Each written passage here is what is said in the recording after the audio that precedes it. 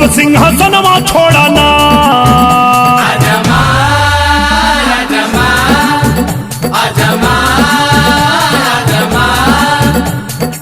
धरती पे अइला महिषासुर का खंडनवा मैया, सब कर घूमनवा तोड़ाना।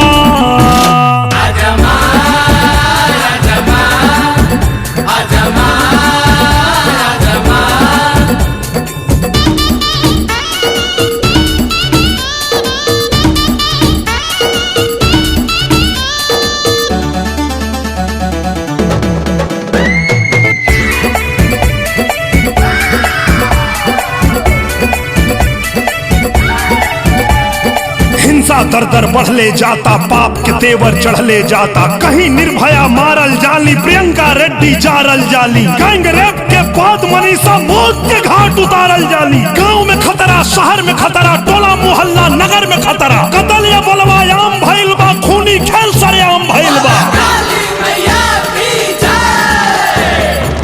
जाने की हवस के भेड़ियन के मन में का जरूरत बा। धर्म के रक्षा खातिर मैया तोहरा याद जरूरत बा। या ता चंडी या ता दुर्गा या ता काली रूप धरा। मार मार के काट काट के दुष्टन के संहार करा। बेटी बहन पे जावन डाला गालत यखिया मैया, पपियन के यखिया फोड़ाना।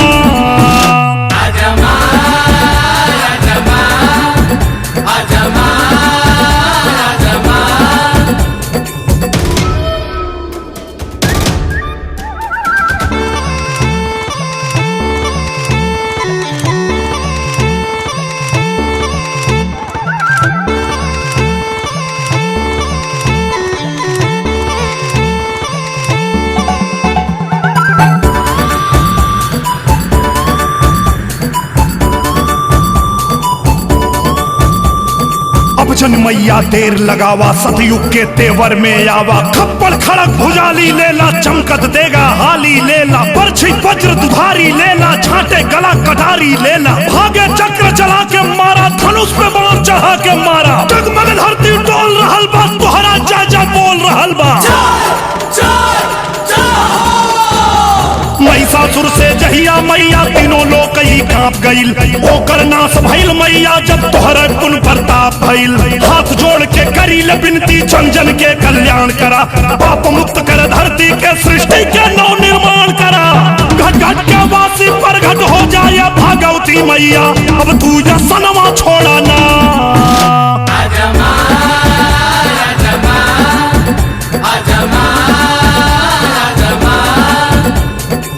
कलयुग में कोने कोने फैलल आधार मवा मैया, अब सिंहासनवा छोड़ाना।